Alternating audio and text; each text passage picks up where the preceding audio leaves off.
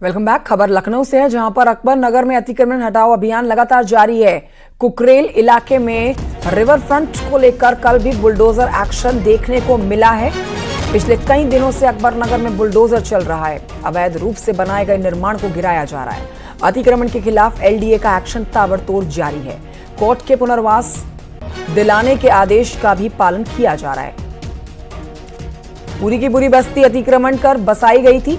LDA के मुताबिक इस बस्ती में करीब 80% किराएदार रहते हैं। मकानों के जो मालिक हैं उनके और भी मकान मौजूद हैं जिनको वास्तव में पुनर्वास की जरूरत है, उन्हें ही आवास मुहैया कराया गया है।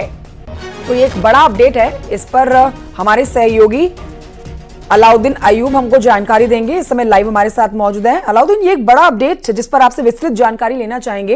ये जो पूरी जगह थी जिसमें 80% किराएदार रहते थे एलडीए के मुताबिक, और ये जो किराएदार थे इनके जो मालिक हैं वो सक्षम हैं, उनके और भी कई मकान हैं और जरूरत के लोगों को ही पुनर्वास करवाया जा रहा है और उनको प्रॉपर्टी दी जा रही है।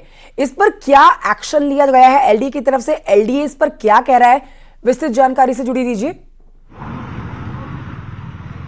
साफ तौर से आप देखें तो 7वां दिन आज कार्रवाई का, और कार्रवाई लगभग मुकम्मल होती हुई नजर आ रही है। जरा सा कैमरा पैन करेंगे तो ऊपर से इसको दो पार्ट में बांटा गया था अकबर नगर को, अकबर नगर 2 और 1। सबसे पहले जो कार्रवाई शुरू हुई 2 पर हुई, जिसमें करीब 350-400 मकान थे, 350 से 400। आप साफ तौर से देखें तो स्क्रीन पर ये कार्रवाई अकबर नगर 2 की कंप्लीट हो गई है। इसको कंप्लीट होने में सिर्फ 3 दिन का समय लगा था। तो करीब 350 से 400 जो मकान थे वो यहाँ पर फिलहाल जमींदोज किए गए हैं सारे मकान। इसके अलावा अकबर नगर 1 थोड़ी सी घनी आबादी है और वहां पर लोग मकानों को छोड़कर गए नहीं थे। तो ऐसे में एलडीए ने जब रिक्वेस्ट किया इलेक्ट्रिसिटी बोर्ड से, तो उन्होंने वहां की बिजली काटी है, वाटर सप्लाई काटी है और लोगों से रिक्वेस्ट करी गई है कि आप लोग यहां से चले जाएं।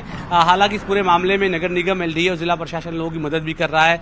सामान को जो लोग शिफ्ट करवा रहे हैं उसमें भी मदद की जा रही है। और जो तस्वीरें आप देख रहे हैं अकबर नगर 2 की है, जो कि कार्रवाई पूरी हो गई है। यहाँ पर इक्का दुक्का लोग जो मकान गिरे हैं उसमें से सरिया और छड़ निकालने की अलाउद्दीन इस पर एक अपडेट दे दीजिए। जो ये जानकारी मिल रही है, क्या कोई विरोध भी लोग इस पर दर्ज करा रहे हैं? क्योंकि ये जो पूरी आप जगह दिखा रहे हैं जो पूरी तरह से इसकी तस्वीर बदल गई है। जहां मकान हुआ करते थे आज सिर्फ बंजर जमीन नजर आ रही है।